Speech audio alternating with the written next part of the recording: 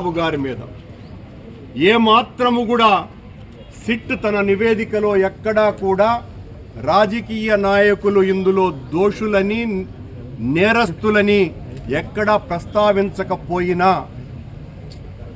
ఇప్పటికీ కూడా చంద్రబాబు నాయుడు గారు ఆయనను మోసేటువంటి కూటమి నాయకులు ఇంకా అదే మాట పాడిందే పాటలాగా పాడుతూనే ఉన్నారు. వెంకటేశ్వర స్వామి ఆలయం నుంచి అయోధ్యకు రామాలయానికి పంపినటువంటి లడ్డూలలో పంది కొవ్వు కలిసిందినని నిన్న పవన్ కళ్యాణ్ గారు మళ్ళీ మాట్లాడతారు.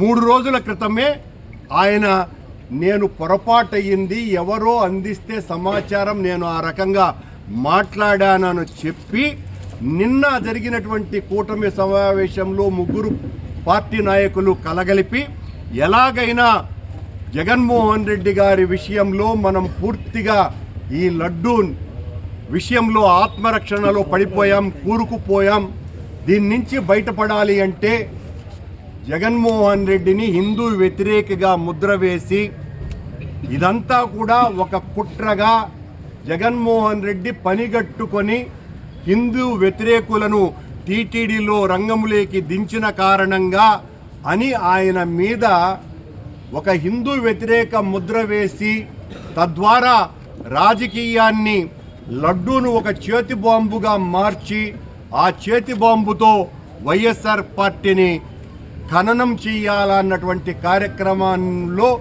భాగంగానే అంబటి రాంబాబు గారి మీద జరిగినటువంటి దాడిగా మేమందరము భావిస్తున్నాం.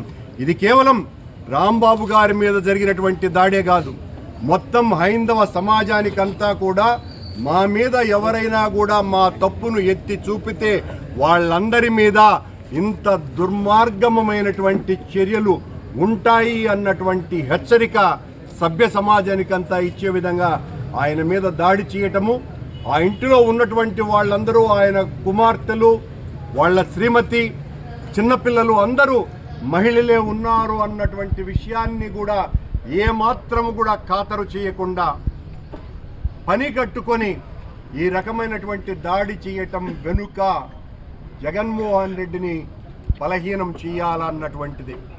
రాంబాబు గారు జగన్మోహన్ రెడ్డి గారి ఆలోచనకు ఆశయానికి అనుగుణంగా అనునిత్యము గొంతెత్తి రాష్ట్రమంతా కూడా జగన్మోహన్ రెడ్డి గారి యొక్క తాత్విక చింతనని ప్రజలకు చేరువ కావటానికి ఏ పనులు చేయాలనో అవన్నీ కూడా చాలా సమర్థవంతంగా వెళ్తున్నటువంటి నాయకుడిగా ప్రఖ్యాతిగాంచినటువంటి వ్యక్తి.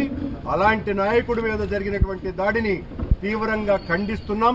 ఇక్కడెవ్వరూ కూడా భయపడే వాళ్ళు లేరు. చంద్రబాబు ఎంతగా అణచివేస్తే అంతగా ప్రతిఘటిస్తాం, ఎంతగా తొక్కాలని ప్రయత్నిస్తే అంతగా తిరగబడతాం. రేపు రాంబాబు గారు బయటికి వస్తే మరింతగా ఆయన ప్రజాక్షేత్రంలోకి వెళ్ళి జగన్మోహన్ రెడ్డి గారి యొక్క ఆశయాలని ముందుకు తీసుకువెళ్తారు అన్న దాంట్లో ఎవ్వరికీ ఏ రకమైనటువంటి సందేహము లేదు. ఈ పాశవిక దాడిని తీవ్రంగా ఖండిస్తున్నామని తెలియజేస్తున్నాం.